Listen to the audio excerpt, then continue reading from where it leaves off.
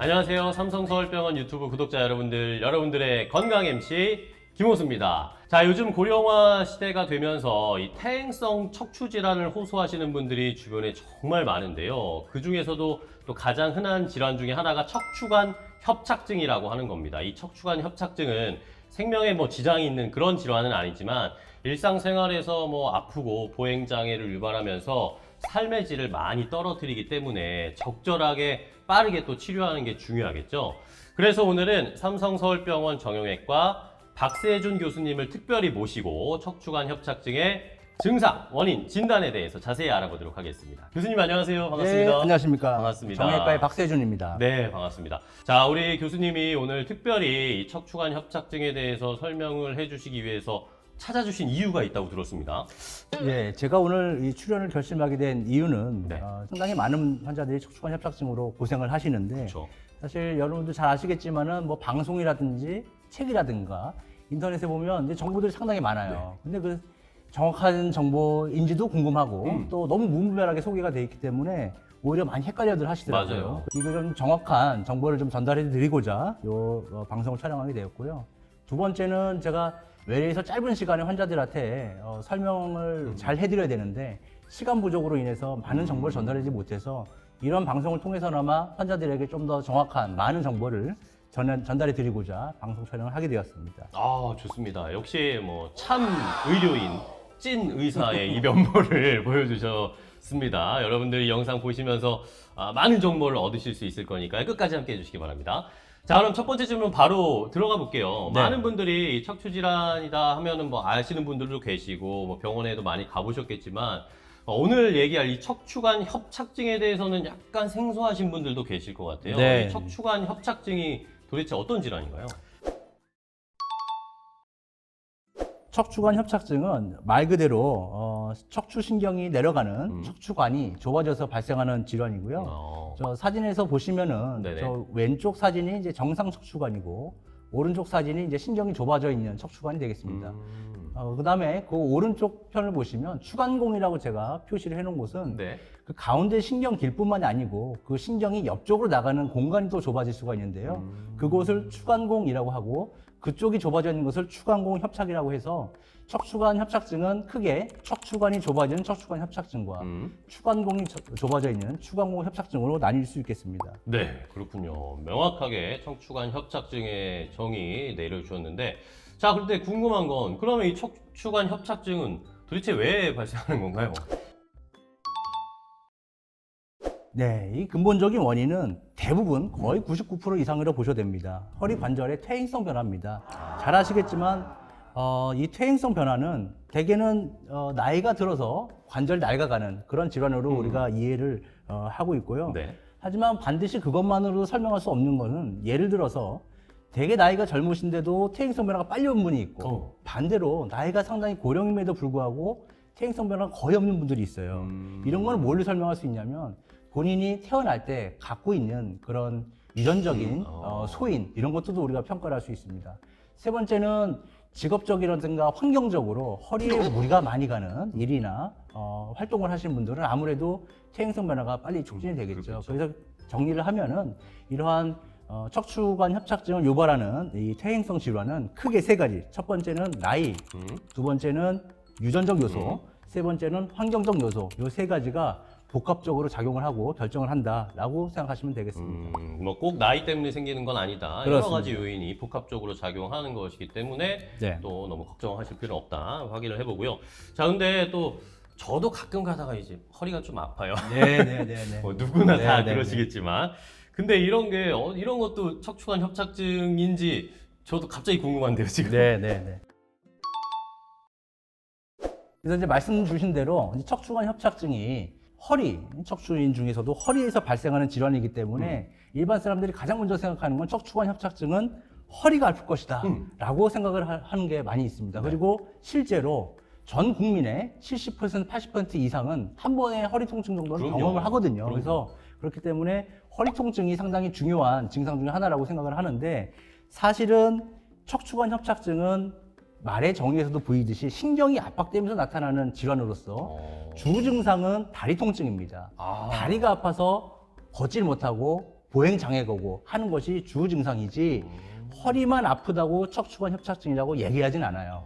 반대로 다리가 아프면서 허리가 같이 아플 수는 있죠. 그쵸. 척추관 협착증이 있기 때문에. 하지만은 다리가 아프지 않는데 허리만 아프다. 이런 경우는 아무래도 그냥 신경은 눌리지 않지만 관절이 좀 닳아서 오는 이러한 허리 관절염의 증상이다라고 생각하시는 게 더 좋고 척추관 협착증은 다시 한번 말씀드리면은 다리 통증이 주증상인 경우 그리고 보행 장애가 오는 경우를 우리가 가장 중요한 증상으로 생각하고 있습니다. 그렇군요. 아, 다행입니다. 제가 다리는 안 아픕니다.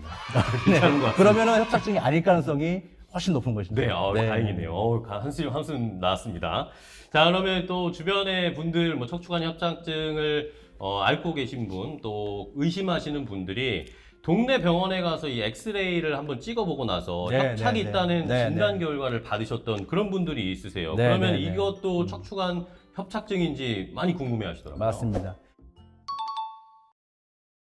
우리가 이제 가장 먼저 동네 병원을 방문을 할 때 네. 가장 먼저 손쉽게 할 수 있는 진단 기법이 엑스레이이기 엑스레이 때문에 찍는 거의 모든 환자는 엑스레이를 다 찍는다고 보시면 되고요. 근데 거기서 흔히 듣는 말 중에 하나가 엑스레이상 협착이 보인다는 얘기를 많이 듣고 저한테 궁금해해서 많이 질문들을 하세요.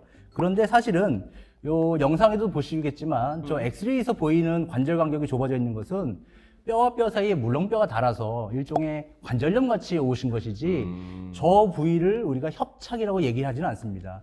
척추관 협착증에서의 그 협착은 MRI에서 보이는 신경이 좁아져 있는 것을 봐야 우리가 확진을 내릴 수 있는 것이지 엑스레이에서 보이는 관절 간격이 좁아져 있는 것은 퇴행성 변화로 인해서 물렁뼈가 닳아진 그런 결과를 얘기하는 것이지만 이것이 소위 우리가 얘기하는 신경이 좁아져서 오는 협착의 의미랑은 약간 다르다. 그래서 협착이라고 이제 병원에서 얘기 들으셨다 하더라도 그게 MRI가 아니면은 척추관 협착증으로 확실하게 진단을 못하고 우리가 확실한 진단은 MRI를 통해서 신경이 눌려 있는 것을 봐야 우리가 확실하게 진단을 할 수 있겠습니다. 네, 그렇습니다. 일단은 엑스레이만으로는 확실하게 판단하기는 맞습니다. 어렵다라고 네. 설명을 해주셨고, 그러면 또 아까 다리 이야기를 해주셨는데 네.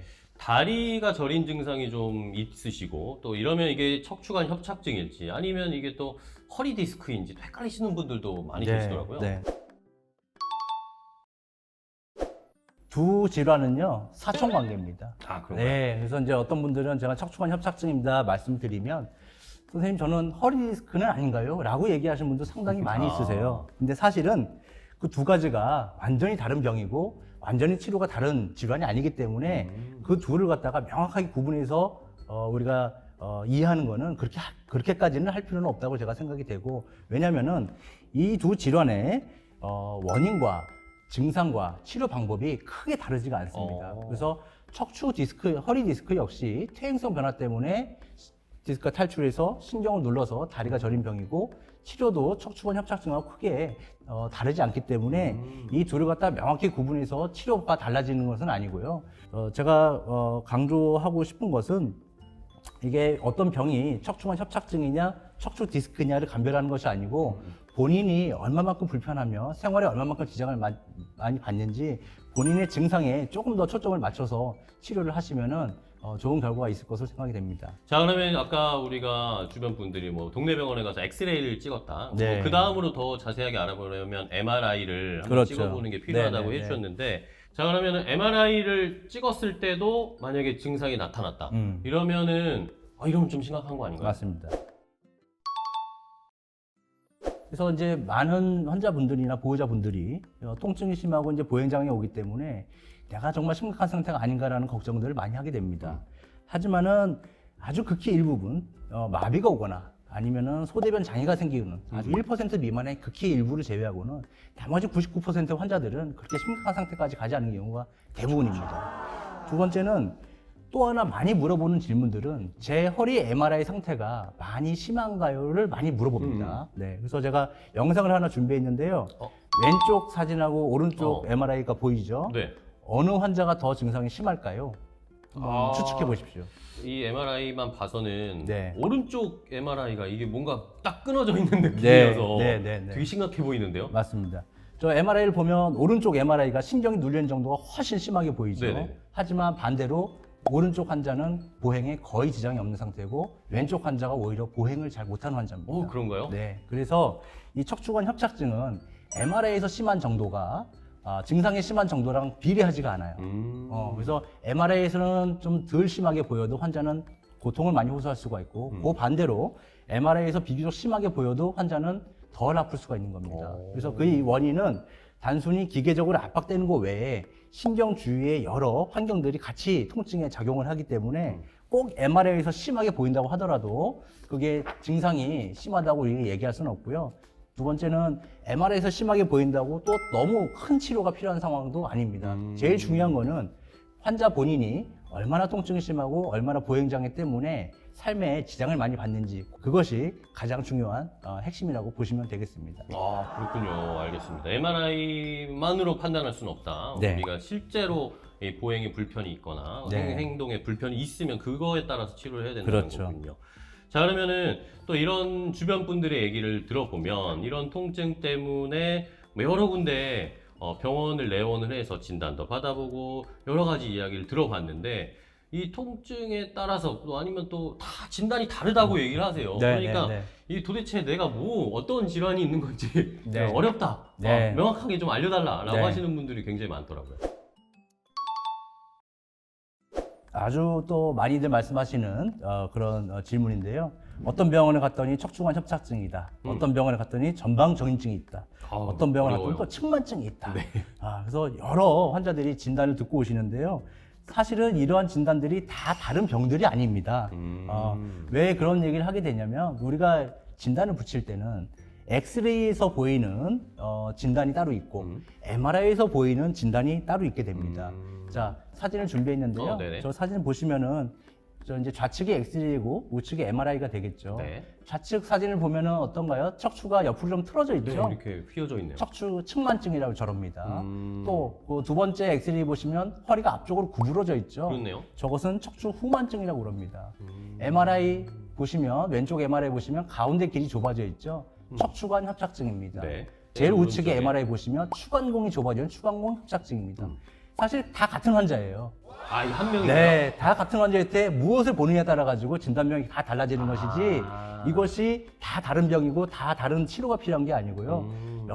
그렇기 때문에 이 척추관 협착증은 여러 질환의 조합으로 우리가 나타날 수 있어서 일일이 그 의학적인 진단명에 너무 연연해하지 마시고 아까도 또 한 번 강조드리지만 이제 본인의 증상이 얼마나 심한가를 의사 선생님과 잘 상의하셔가지고 그 진단에 맞는 적절한 치료 받는 게 제일 중요할 것 같습니다. 네, 말씀해 주신 것과 이어서 또 네. 궁금하신 것들이 많은데 많은 환자분들이 이 척추관 협착증이라는 진단을 받았습니다. 네. 근데 또 받으신 분들 따라서 증상도 어떤 분은 심하고 맞아요. 어떤 분은 뭐 경미하고 네. 이 차이도 되게 심하다고 하시더라고요. 맞습니다.